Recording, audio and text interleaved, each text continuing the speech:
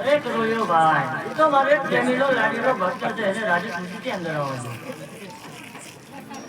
અરે હું મારા દુઃખ માટે આવ્યો હતો, પણ અહીંયા તો પ્રભુની માતા પણ લોહીની ધાર વહેતી રહી છે. તો લાય મારું દુઃખ એક બાજુ મૂકીને પ્રભુના દુઃખની વાત કરું.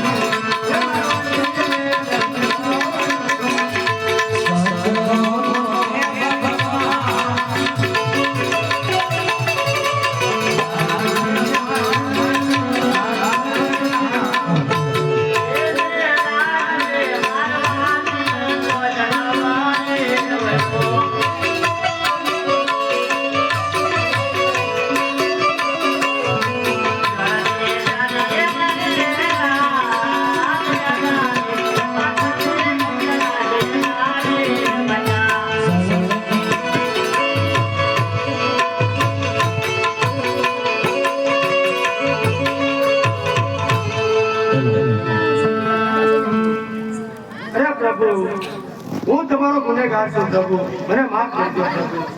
અરે ભક્તોને માટે તો સદાય ઘણા માફ હોય છે.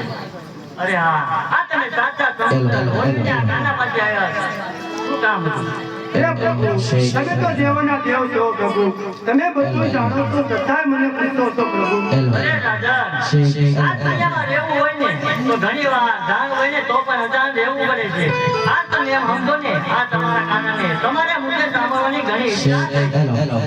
હા પ્રભુ, તો સાંભળો મારી થઈ દિલની વાત. હે પ્રભુ, હું મારા એક સ્વાર્થ માટે આવ્યો છું, એક પરમાનન્ટ માટે આવ્યો છું પ્રભુ. અરે ભક્ત, કયું ઓલી તમારું સ્વાર્થ છે, કયું ઓલી તમારું પરમાનન્ટ છે, મને વિગત વાત કરીને કહો. અરે હા પ્રભુ, મારું ઉદાહરણ સ્વાર્થ એટલે હું એક પેટનો વાંધો છું પ્રભુ, હું એક પુત્રની આશાએ આવ્યો છું. અરે ભક્ત, તમે જેને વાંચ્યા છો એમ. હા પ્રભુ. અરે ભક્ત, આ કાનો કહીને તમે સાંભળો.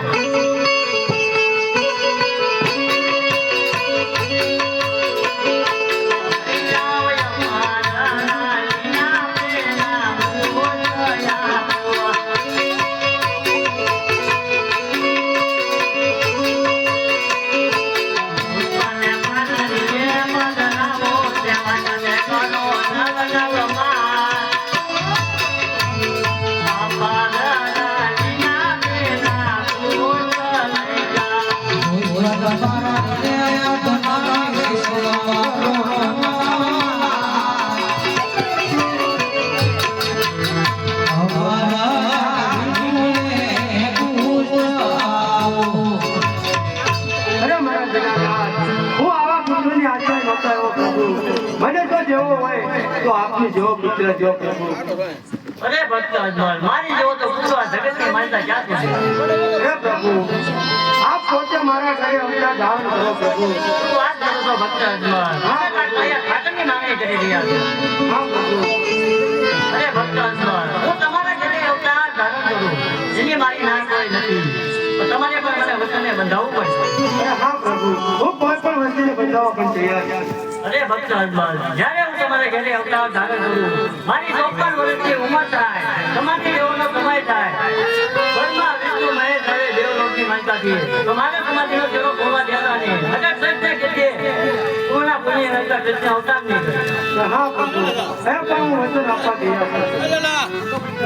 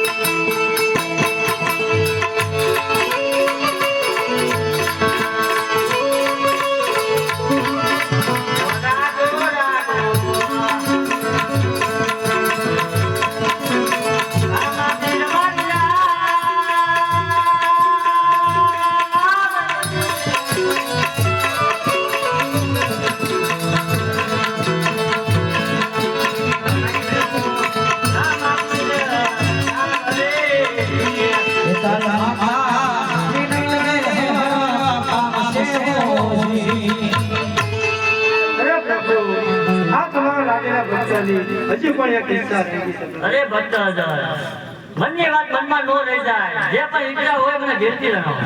હે પ્રભુ, તો સાંભળો, આ તમારા લાડીના ભક્તને હજી પણ વિશ્વાસ નથી. હજી આપણે ભક્તને કોલ આપો.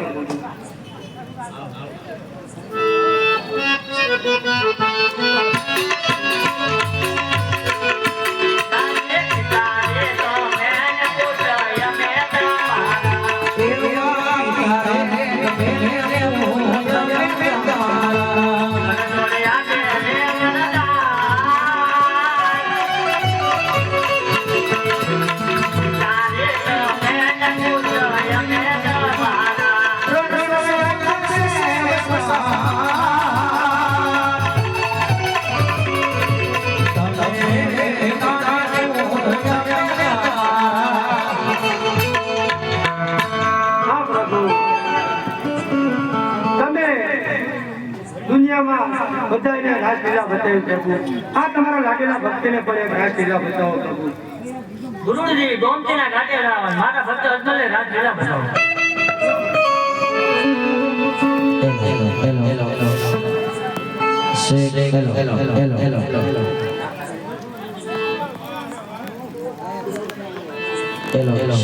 hello